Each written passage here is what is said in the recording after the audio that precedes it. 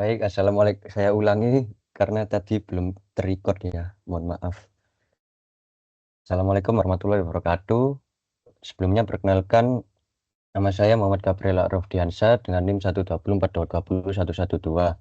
Di sini saya akan melakukan sharing knowledge tentang sertifikasi yang telah saya lakukan. Di sini saya melakukan sertifikasi ISO 31000 Certified Risk Manager Program dengan tema Introduction to Risk Management. Sebelum kita masuk ke dalam materi apa itu risk management, saya ingin memperkenalkan terlebih dahulu tentang sertifikasi saya. Sertifikasi saya yaitu ISO 31000 Certified Risk Manager Program, yang dimana ini merupakan kursus sertifikasi online yang diselenggarakan melalui platform Udemy dan dirancang untuk memberikan pemahaman menyeluruh tentang prinsip kerangka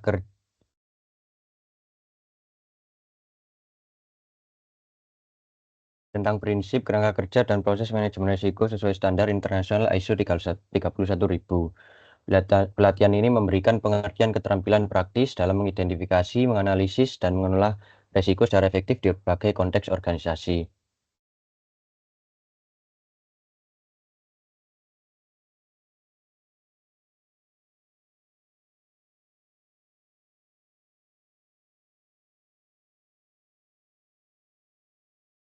Nah, ini merupakan hasil sertifikat yang telah saya lakukan.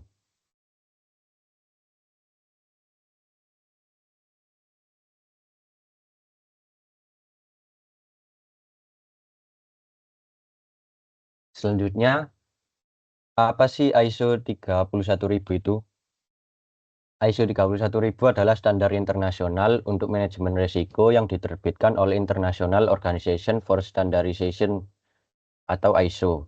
Standar ini memberikan panduan dan prinsip-prinsip untuk mengidentifikasi, mengevaluasi, dan mengelola risiko dalam suatu organisasi. Standar ini dapat membantu organisasi untuk mengambil keputusan yang lebih baik dan efektif, meningkatkan transparansi dan akuntabilitas organisasi, serta meminimalkan risiko dan mengoptimalkan peluang yang ada juga. Nah, selanjutnya, sebelum masuk ke dalam risk management, kita harus mengetahui apa arti kata dari risiko itu sendiri. Risiko adalah efek dari ketidakpastian terhadap tujuan, atau dalam istilah lain, segala bentuk ketidakpastian yang bisa mempengaruhi pencapaian objektif organisasi maupun individu. Dalam kehidupan sehari-hari maupun di lingkungan kerja, seringkali kita menganggap risiko sebagai sesuatu yang negatif, seperti ancaman, kerugian, atau kegagalan. Tapi kenyataannya bahwa risiko tidak selalu berdampak buruk. Risiko juga bisa berupa sesuatu yang positif yang kita kenal sebagai peluang atau opportunity. Nah, contoh nyatanya pada saat di sebuah perusahaan memutuskan untuk memasuki target market yang baru. Di situ terdapat risiko kehilangan investasi jika target pasar tersebut tidak merespon balik dengan baik. Nah, tapi di sisi lain ada juga peluang untuk mendapatkan market baru yang lebih luas dan keuntungannya juga kemungkinan bisa lebih besar. Jadi, manajemen risiko bukan hanya soal menghindari kerugian, tetapi juga bagaimana kita bisa mengelola ketidakpastian untuk memaksimalkan pencapaian tujuan dengan lebih terukur dan strategis. Selanjutnya, kita akan memahami apa itu risiko dan ketidakpastian. Risiko adalah situasi yang melibatkan kemungkinan terjadinya suatu peristiwa yang bisa mempengaruhi tujuan dan biasanya dapat diukur. Kita bisa menghitung seberapa besar kemungkinan suatu risiko terjadi dan seberapa besar dampaknya jika benar-benar terjadi. Sementara itu, ketidakpastian adalah kondisi di mana informasi yang tersedia sangat terbatas atau tidak cukup untuk memperkirakan suatu hasil. Jadi, berbeda dengan risiko. Ketidakpastian belum tentu bisa diukur secara akurat. Jadi perbedaan utamanya terletak pada apakah kita bisa mengukur dan mengelola dampaknya dengan informasi yang tersedia atau tidak. Makin tinggi ketidakpastiannya, makin kompleks juga upaya manajemennya. Dalam konteks Contohnya yaitu dalam hmm, cuaca. Saat terjadi hujan di musim hujan es di musim hujan adalah risiko karena bisa diprediksi dengan data cuaca.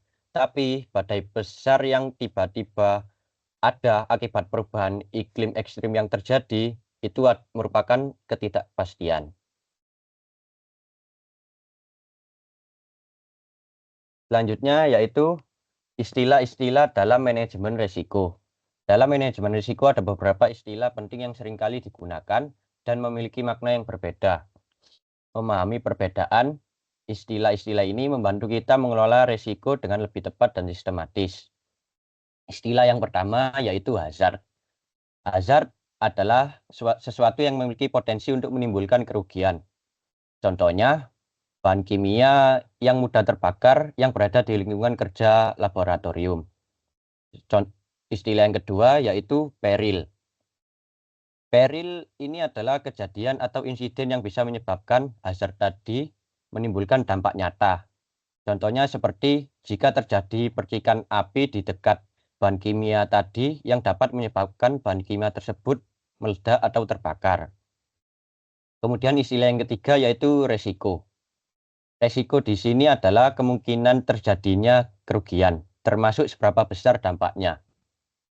Dalam contoh, tadi resiko adalah kemungkinan terjadinya ledakan dan kerusakan akibat interaksi antara bahan kimia dan percikan api. Nah, disinilah kita menilai tingkat resikonya. Apakah peluang kebakaran besar atau kecil, seberapa parah juga dampaknya jika benar-benar terjadi. Kemudian istilah yang terakhir yaitu harm. Harm di sini adalah kerugian nyata yang sudah terjadi ketika resiko tidak berhasil dikendalikan. Misalnya dalam contoh tadi, harm bisa berupa luka bakar pada karyawan, kerusakan fasilitas, atau bahkan korban jiwa. Jadi intinya istilah-istilah ini seperti hazard. Hazard itu adalah sumber bahayanya, sedangkan peril itu adalah pemicu kejadian peristiwa tersebut. Kemudian resiko adalah kombinasi dari peluang dan dampak yang terjadi. Kemudian harm ini adalah konsekuensi yang benar-benar terjadi atau dampak atau kerugian aktualnya. Selanjutnya, perbedaan antara isu dan resiko. Isu adalah kejadian nyata yang sedang berlangsung dan butuh penanganan langsung. Hal ini tidak lagi tentang kemungkinan, tapi sudah masuk tahap kenyataan. Contohnya, jika pengiriman bahan baku memang sudah terlambat, yang targetnya pengiriman harus minggu ini, tetapi terjadi keterlambatan. Itu adalah salah satu contoh isu. Dan resiko adalah sesuatu atau ketidakpastian yang berpotensi di masa depan yang memengaruhi pencapaian tujuan jika tidak ditangani. Artinya belum terjadi tapi bisa terjadi. Resiko juga bisa berdampak negatif atau bahkan positif. Nah, contohnya kemungkinan keterlambatan pengiriman bahan baku tadi disebabkan oleh kondisi cuaca yang buruk. Nah, ini adalah salah satu resiko karena belum terjadi tapi bisa terjadi. Contoh lainnya dari kedua ini misalnya dalam proyek jika risiko keterlambatan sudah diidentifikasi lebih awal, tim bisa menyiapkan alternatif vendor. Tapi kalau keterlambatan sudah terjadi dan dianggap sebagai isu, maka perlu ada langkah cepat seperti mengubah jadwal kerja atau menambah tenaga kerja. Selanjutnya kita akan masuk ke materi inti, yaitu apa sih manajemen risiko itu? Manajemen risiko adalah sebuah proses sistematis yang digunakan untuk mengidentifikasi, menganalisis, mengevaluasi, dan menangani risiko yang dapat memengaruhi pencapaian tujuan organisasi. Manajemen risiko bukan hanya tentang menghindari kerugian, tapi juga tentang mengelola ketidakpastian agar bisa mengambil keputusan yang lebih baik dan memanfaatkan peluang yang muncul. Tujuan dari manajemen risiko sendiri untuk meminimalkan potensi kerugian, seperti kecelakaan kerja, kerugian finansial, atau gangguan layanan. Dan yang kedua yaitu memaksimalkan peluang seperti inovasi yang lebih aman, pengambilan keputusan yang lebih terukur, atau keunggulan kompetitif. Selanjutnya, kita akan mengetahui apa perbedaan dari manajemen risiko dan isu manajemen. Manajemen risiko adalah pendekatan yang proaktif. Artinya dilakukan sebelum suatu kejadian negatif atau kerugian benar-benar terjadi. Tujuannya adalah untuk mengidentifikasi dan mengantisipasi potensi risiko, menganalisis kemungkinan dan dampaknya juga, lalu merencanakan langkah mitigasi agar risiko tidak menjadi masalah besar. Kemudian isu manajemen adalah pendekatan yang reaktif, dilakukan setelah masalah atau insiden terjadi. Fokus utamanya adalah menangani dampak yang sedang berlangsung, menyelesaikan masalah, dan mencegah agar tidak memperburuk keadaan. Nah, kapan sih masing-masing dari kedua ini digunakan? Manajemen risiko digunakan saat kita merencanakan proyek, menyusun strategi, atau sebelum membuat keputusan besar. Ini memungkinkan organisasi menghindari atau meminimalkan risiko sejak awal. Kemudian untuk isu manajemen digunakan saat risiko berubah menjadi kenyataan dan kita harus merespons secara cepat untuk mengendalikan dampak dan menjaga kelangsungan operasional. Dalam contoh nyata, di sebuah perusahaan manufaktur yang mengetahui bahwa salah satu pemasok utamanya berada di daerah rawan bencana. Nah, mereka menyusun rencana atau kemungkinan peristiwa yang terjadi dengan menyiapkan pemasok alternatif. Ini adalah bentuk contoh dari manajemen risiko, mengelola ketidakpastian sebelum menjadi masalah. Nah, kalau isu manajemen, contoh nyatanya jika pabrik sudah mengalami gangguan produksi karena keterlambatan pasokan bahan baku, maka manajemen harus menangani isu tersebut secara langsung, misalnya dengan mempercepat pengiriman lewat metode ekspres atau menjadwalkan ulang operasional. Dengan kata lain, manajemen risiko adalah tentang antisipasinya atau siap sebelum badai datang, sedangkan isu manajemen adalah tentang respon atau tangguh saat badai sedang berlangsung itu. Nah, keduanya penting tapi jangan sampai tertukar agar tindakan yang diambil tepat sasaran. Selanjutnya, risk management fundamental. Dalam menerapkan manajemen risiko secara efektif, ada beberapa elemen mendasar yang harus dipahami dan diterapkan oleh setiap organisasi. Yang pertama, framework. Framework merupakan struktur organisasi, kebijakan, peran dan tanggung jawab, serta proses yang dirancang untuk mengelola risiko secara sistematis. Framework ini harus mencerminkan kebutuhan organisasi, budaya, dan tujuan strategisnya. Contohnya, perusahaan multinasional akan memiliki framework yang lebih kompleks dibandingkan dengan usaha kecil menengah. Yang kedua, yaitu proses. Proses manajemen risiko mencakup serangkaian tahapan seperti identifikasi risiko, analisis risiko, evaluasi risiko, dan penanganan risiko. Proses ini bisa bersifat dinamis dan harus disesuaikan dengan perubahan internal maupun eksternal. Misalnya, proyek konstruksi besar akan melibatkan proses risiko yang rutin ditinjau ulang seiring perubahan lapangan. Selanjutnya, komitmen. Komitmen dari top manajemen sangat krusial dan dalam manajemen risiko. Tanpa dukungan dari pimpinan, puncak, framework, dan proses yang sudah dirancang tidak akan berjalan optimal.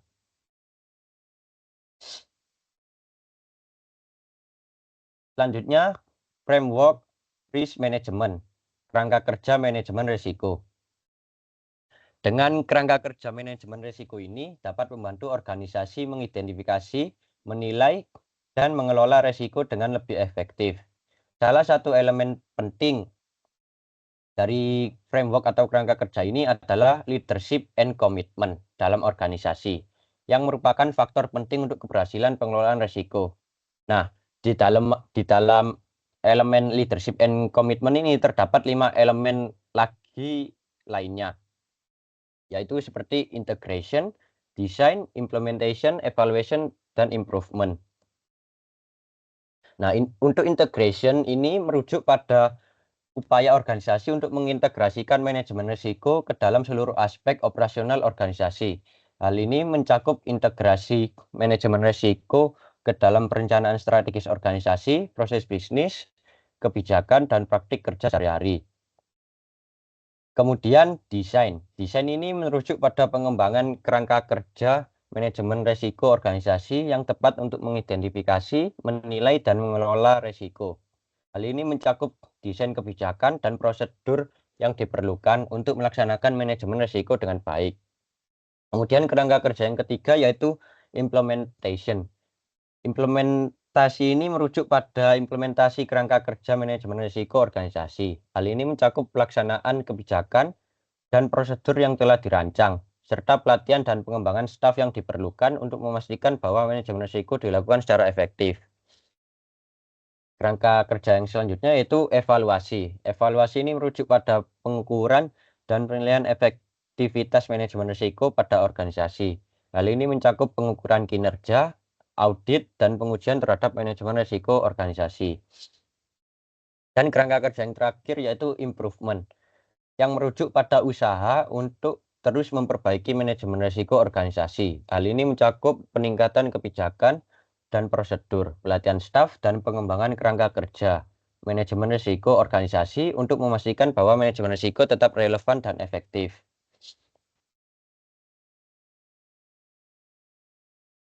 Selanjutnya, kita akan masuk ke bab risk management principle, yaitu prinsip manajemen risiko. Di sini kita mengikuti sesuai sertifikasi saya, yaitu prinsip ISO 31000. Prinsip manajemen risiko sendiri memiliki tujuan untuk menciptakan dan memelihara nilai organisasi atau value creation and protection. Nilai dalam konteks ini mengacu pada nilai organisasi atau perusahaan itu sendiri. Nilai dapat diukur dengan melihat sejauh mana tujuan organisasi telah tercapai. Untuk perusahaan, tujuan utamanya adalah menghasilkan keuntungan. Nah, keuntungan ini dihitung berdasarkan penerimaan dikurangi biaya. Oleh karena itu, segala hal yang dapat meningkatkan manfaat atau mengurangi biaya dapat meningkatkan nilai perusahaan. Nah, value perusahaan dapat berwujud ataupun tidak berwujud. Jika berwujud, maka ukurannya dapat dihitung secara kuantitatif, seperti dalam satuan uang. Aset yang dimiliki oleh perusahaan dapat menjadi ukuran nilai perusahaan. Semakin besar perusahaan, maka semakin besar nilai perusahaan. Aset dapat berupa gedung, tanah, mesin, pabrik, dan lain sebagainya. Nah, jika kita berbicara tentang resiko, kita harus mempertimbangkan bahwa resiko tidak selalu dapat diukur secara kuantitatif.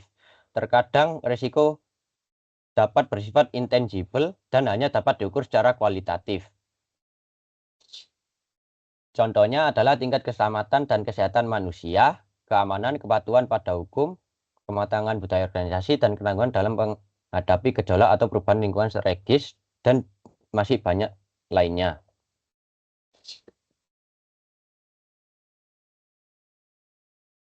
Nah, yang pertama dari prinsip manajemen risiko yaitu integrasi. Manajemen risiko merupakan bagian integral dari seluruh bagian organisasi. Dengan memasukkan manajemen risiko ke dalam setiap aspek operasional organisasi, manajemen dapat memastikan bahwa risiko-risiko yang ada dapat diidentifikasi, dianalisis, dan dievaluasi dengan tepat. Kemudian prinsip yang kedua yaitu structure and comprehensive. Pendekatan yang terstruktur dan komprehensif terhadap manajemen risiko memberikan kontribusi terhadap hasil yang konsisten dan dapat diperbandingkan, yang berarti bahwa proses manajemen risiko harus sistematis dan mencakup semua aspek yang relevan dalam organisasi. Prinsip yang ketiga yaitu adaptasi. Prinsip ini menjelaskan bahwa manajemen risiko harus disesuaikan dengan konteks kebutuhan dan tujuan organisasi. Disesuaikan ini berarti bahwa proses manajemen risiko harus mempertimbangkan karakteristik unik dari organisasi, seperti ukuran, budaya, industri, kebijakan hukum dan regulasi, dan juga toleransi risiko. Prinsip yang selanjutnya yaitu inklusif. Keterlibatan para pemangku kepentingan secara tepat waktu dan tepat sasaran memungkinkan pengetahuan pandangan dan persepsi mereka untuk dipertimbangkan. Hal ini menghasilkan peningkatan kesadaran dan manajemen risiko yang terinformasi. Kemudian prinsip selanjutnya yaitu dynamic. Risiko dapat muncul, berubah, atau hilang seiring dengan perubahan konteks eksternal dan internal organisasi. Manajemen risiko mengantisipasi, mendeteksi, mengenali, dan merespon perubahan dan kejadian tersebut dengan cara yang tepat dan tepat waktu. Prinsip yang selanjutnya yaitu Best Available Information, yang dimana masukan untuk manajemen resiko didasarkan pada informasi historis dan informasi saat ini, serta ekspektasi di masa depan. Manajemen resiko secara spesifik memperhitungkan keterbatasan dan ketidakpastian yang terkait dengan informasi dan harapan tersebut. Informasi harus tepat waktu, jelas, dan tersedia bagi para pemangku kepentingan yang lain. Prinsip yang selanjutnya yaitu Human and Cultural Factor, yang dimana prinsip ini menekankan pentingnya memahami peran orang dalam mengelola resiko dan bagaimana perilaku dalam pengambilan keputusan dapat memperkuat atau menghambat upaya manajemen risiko. Contohnya faktor seperti kepemimpinan, komunikasi, pelatihan, dan insentif semuanya berperan dalam membentuk budaya risiko suatu organisasi. Kemudian prinsip yang terakhir yaitu continual improvement. Prinsip ini menekankan bahwa risiko merupakan hal yang dinamis dan terus berkembang, serta proses manajemen risiko organisasi perlu beradaptasi dan berkembang sesuai dengan tujuan organisasi. Hal ini dapat dilakukan dengan manajemen risiko terus ditingkatkan melalui pembelajaran dan pengalaman. Nah, dalam manajemen risiko, prinsip yang harus dipegang teguh adalah menciptakan dan melindungi nilai. Nah, dalam hal ini terdapat 8 prinsip tadi yang harus diperhatikan. Selanjutnya, kita akan masuk ke risk management process.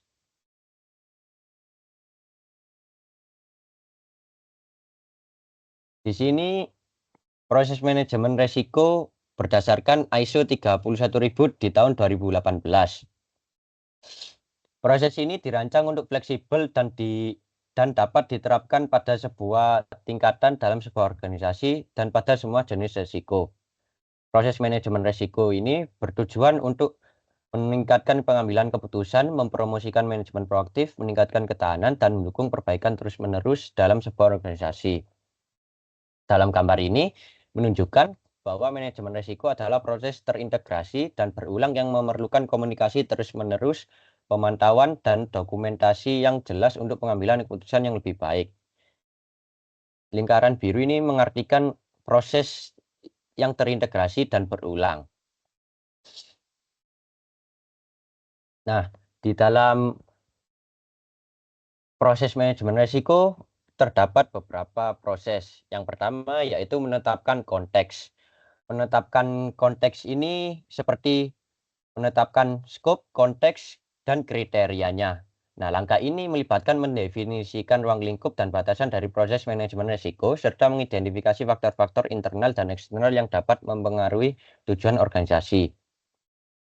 Kemudian proses yang kedua yaitu risk assessment atau penilaian risiko. Langkah ini melibatkan mengidentifikasi risiko, menganalisa risiko, dan mengevaluasi risiko untuk menentukan kemungkinan dan dampak potensial dari setiap risiko terhadap tujuan organisasi. Proses yang selanjutnya yaitu risk treatment atau perlakuan risiko. Langkah ini melibatkan pemilihan dan implementasi opsi pengolahan risiko yang tepat untuk mengurangi, menghindari, dan menerima risiko berdasarkan hasil dari penilaian risiko tadi. Proses yang selanjutnya yaitu communication and consultation, atau yang dimana langkah ini melibatkan berbagai informasi tentang risiko dengan pemangku kepentingan dan mencari masukan dan umpan balik untuk meningkatkan efektivitas proses manajemen risiko. Proses yang selanjutnya yaitu monitoring and review. Langkah ini melibatkan memantau dan meninjau efektivitas proses manajemen risiko serta mengidentifikasi perubahan dalam konteks atau profil risiko organisasi yang mungkin memerlukan pembaruan pada proses manajemen risiko. Dan proses yang terakhir yaitu recording dan reporting, pencatatan dan pelaporan. Langkah ini melibatkan mendokumentasikan proses manajemen risiko dan hasilnya, serta mengkomunikasikan hasilnya kepada stakeholder. Selanjutnya, kita akan membahas sekilas tentang risk-based thinking ISO 31000 yang versi 2009. Standar ISO 31000 versi 2009 ini terdiri dari 3 bagian utama.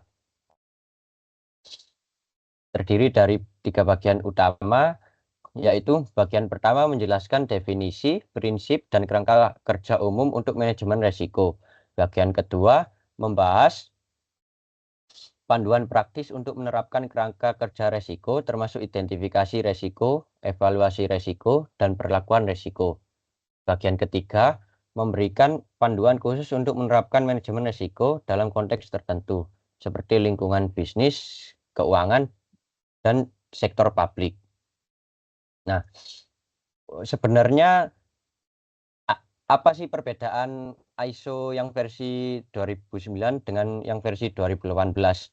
Yang versi 2018 adalah revisi dari standar yang versi 2009 tentang manajemen risiko yang dimana memiliki perbedaan. Perbedaan yang pertama yaitu seperti struktur dan penyederhanaan bahasa. ISO 31000 tahun 2018 menggunakan bahasa yang lebih ringkas, jelas, dan dapat diterapkan secara luas oleh berbagai jenis organisasi. Sedangkan yang versi 2009 lebih teknis dan panjang penjelasannya. Kemudian perbedaan yang kedua yaitu penekanan pada integrasi ke dalam proses organisasi. Versi 2018 lebih menekankan bahwa manajemen risiko harus menjadi bagian dari budaya dan pengambilan keputusan organisasi. Sedangkan versi 2009 belum terlalu spesifik tentang integrasi ke dalam sistem manajemennya. Perbedaan yang ketiga yaitu adanya revisi di bagian definisi risiko. Versi 2018 tetap mempertahankan definisi dasar risiko, yaitu efek dari ketidakpastian terhadap tujuan. Tapi lebih menekankan bahwa risiko bisa bersifat positif maupun negatif. Versi 2009 fokusnya masih lebih ke dampak negatifnya. Kemudian perbedaan yang lainnya yaitu prinsip-prinsip yang diperbarui. ISO versi 2018 lebih menyederhanakan prinsip yang 2009 karena yang 2009 prinsipnya ada 11. Sedangkan versi yang terbaru 2018 menjadi 8 prinsip utama. Kemudian perbedaan yang terakhir yaitu diagram kerja dan proses manajemen risiko lebih sederhana. Versi 2018 menyederhanakan visual dan alur framework manajemen risiko agar lebih mudah dipahami dan diterapkan di berbagai organisasi. Kesimpulannya adalah ISO 31000 tahun 2018 adalah penyempurnaan yang lebih praktis dan aplikatif dari versi sebelumnya. Fokus utamanya adalah integrasi dengan strategi organisasi, keterlibatan kepemimpinan, serta budaya manajemen risiko yang lebih adaptif. Selanjutnya yaitu the importance of manajemen risiko. Kenapa manajemen risiko itu penting? Karena manajemen risiko bukan hanya sekedar alat untuk menghindari hal buruk, tetapi merupakan komponen strategis yang sangat penting dalam memastikan organisasi bisa berjalan dengan aman, efektif, dan berkelanjutan. Berikut merupakan beberapa alasan utama mengapa manajemen risiko sangat penting. Yang pertama, yaitu melindungi aset dan reputasi organisasi. Dengan manajemen risiko yang baik, organisasi dapat melindungi aset fisik, keuangan, dan sumber daya manusianya dari ancaman potensial. Yang kedua, dapat mendukung pencapaian tujuan organisasi, yang dimana risiko yang tidak dikelola dapat menghambat pencapaian target strategis. Dengan mengidentifikasi hambatan sejak dini, organisasi bisa menyesuaikan perencanaan, mengalokasikan sumber daya dengan tepat, dan tetap pada jalur tujuan. Kemudian alasan yang ketiga yaitu memastikan keberlanjutan dan kepatuhan. Manajemen risiko juga membantu organisasi mematuhi peraturan, standar industri, dan persyaratan hukum. Organisasi yang memiliki manajemen risiko yang matang akan lebih siap menghadapi perubahan eksternal dan beradaptasi secara berkelanjutan, baik dari segi teknologi, regulasi, maupun pasar. Nah, Dari pelatihan ISO 31000 Certified Risk Manager Program ini dapat memberikan pemahaman yang lebih luas mengenai peran krusial manajemen risiko dalam mendukung keberhasilan organisasi. Risiko tidak selalu identik dengan hal negatif. Justru dalam banyak kasus, risiko yang dikelola dengan baik dapat menjadi peluang strategis. Dengan pendekatan yang sistematis dan terstruktur, pelatihan ini mendorong pola pikir yang proaktif dalam mengelola ketidakpastian, bukan hanya sebagai respon terhadap masalah yang sudah terjadi, tetapi sebagai upaya antisipasi yang melekat dalam proses pengambilan keputusan. Pengetahuan tentang proses identifikasi, analisis, evaluasi, dan penanganan risiko disesuaikan dengan konteks organisasi, memperjelas bahwa manajemen risiko adalah tanggung jawab kolektif, bukan hanya tugas satu bagian tertentu. Melalui prinsip-prinsip ISO 31000 yang inklusif, pelatihan ini menjadi bekal penting untuk menghadapi tantangan dunia profesional yang dinamis dan penuh perubahan, dengan kesiapan, ketangguhan, dan perspektif yang lebih luas dalam menghadapi ketidakpastian. Secara keseluruhan, pelatihan ini memberikan pemahaman lebih dalam tentang pentingnya pengelolaan resiko, manajemen resiko dengan pendekatan yang terstruktur, berbasis data, dan melibatkan berbagai pihak. Pengetahuan ini sangat bermanfaat sebagai bekal menghadapi tantangan di dunia kerja yang penuh ketidakpastian dan perubahan cepat. Sekian sharing knowledge dari saya. Mungkin saya akan membuka beberapa pertanyaan, membuka sesi tanya jawab untuk beberapa pertanyaan. Monggo silakan yang mau bertanya.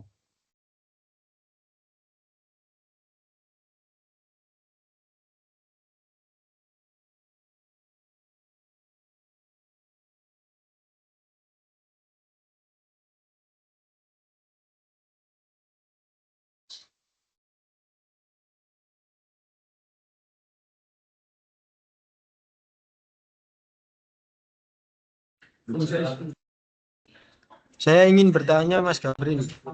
Iya, silakan Mas Wijaya. Bagaimana ISO 31000 membantu dalam pengambilan keputusan? ISO 31000 ini memang dapat membantu kita dalam pengambilan keputusan dengan cara pendekatan berbasis resiko. ISO 31000 membantu organisasi membuat keputusan yang lebih terukur, mempertimbangkan dampak dan kemungkinan dari setiap pilihan. Ini menjadikan keputusan dapat lebih objektif dan juga tepat. Itu Mas Wijaya, kira-kira.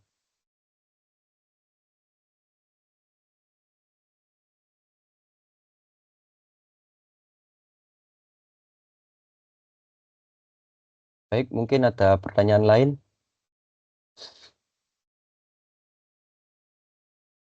Saya mau tanya, Mas Gabri. Ya, monggo, Mas Valen. Ini kan ISO 31000 ya. Kira-kira sempat seperti sertifikasi Mohon maaf, Mas Valen, suaranya kurang jelas. Mungkin kira-kira mengikuti sertifikasi pengembangan bersama. Oke. Manfaat dari mengikuti sertifikasi ini bagi pengembangan profesional ya. Sertifikasi ini dapat membantu meningkatkan pemahaman tentang bagaimana mengelola manajemen risiko sih, tapi secara sistematis dan terstruktur. Nah, ini dapat menjadi value tambah dalam dunia kerja karena menunjukkan kesiapan dalam menghadapi ketidakpastian dan kemampuan membuat keputusan berbasis risiko. Seperti itu, Mas Valen.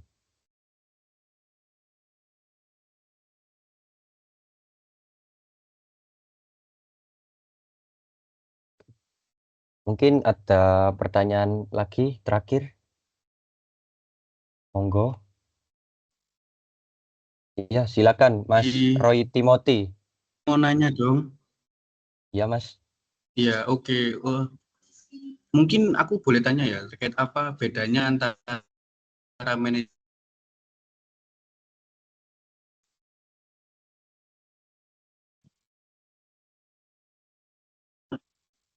Mohon maaf, Mas Roy, suaranya putus-putus. Apakah udah jelas suaraku ya? Ya, sudah. Iya, aku mau nanya nih apa bedanya antara manajemen risiko yang reaktif dan yang proaktif. Oh, oke, baik. Memang tadi kita sempat membahas sedikit tentang manajemen risiko reaktif dan proaktif ya. Sebenarnya manajemen risiko reaktif itu hanya merespon masalah yang sudah terjadi. Contoh ini seperti isu manajemen sebenarnya. Nah, sedangkan manajemen risiko proaktif lebih mengidentifikasi potensi risiko sejak awal dan merancang tindakan pencegahannya. Nah, di ISO 3100 ini lebih mendorong pendekatan proaktif agar organisasi lebih siap menghadapi perubahan yang terjadi. Mungkin itu sih Mas perbedaannya Mas. Apakah sudah jelas? Jelas banget Mas, thank you ya. Baik, mungkin sekian dari saya. Terima kasih sudah join dan mendengarkan sharing knowledge dari saya. Saya tutup. Wassalamualaikum warahmatullahi wabarakatuh.